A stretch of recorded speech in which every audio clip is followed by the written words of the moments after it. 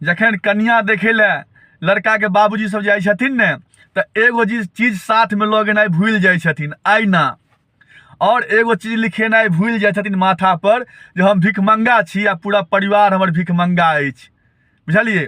तो जखने लड़की के बेटी के बाबूजी सब बात करबे ने दहेज के तो एक बेर आईना जरूर देख ले के। बुझलिए? वो नजर आबि जाए जे पर की लिखल है, हम भिखमंगा छी, हमर पूरा परिवार भिखमंगा अछि।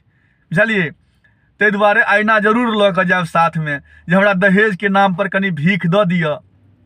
और कोनो बाबूजी की देता, अपन बेटी, अपन पूरा शरीर के अंग, इज्जत, शोहरत, धन दौलत सबटा अहाँ के दऽ रहल छथि। बुझलिए? ताहि दुआरे दहेज के नाम पर भीख नहीं मांगल करियो, ओहिसे ज्यादा की देता अहाँ के। बुझलिए? और एगो चीज याद राखब, एगो सीरियल अबै छलै सास भी कभी बहू थी, तो सासू माँ सब ओहो ध्यान रखबे अहूँ सब। बुझलिए ने?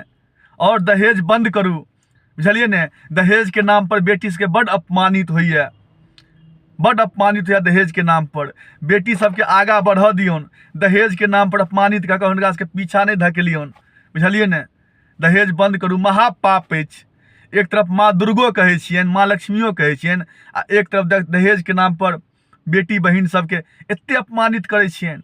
ताहि लऽ कऽ माथ पर लिखेनाइ नहीं भूलबै जे हम भिखमंगा छी और पूरा परिवार भिखमंगा है। आ आईना जरूर लऽ जायब ताकि आईना में शकल देखबै तो याद आबि जायत।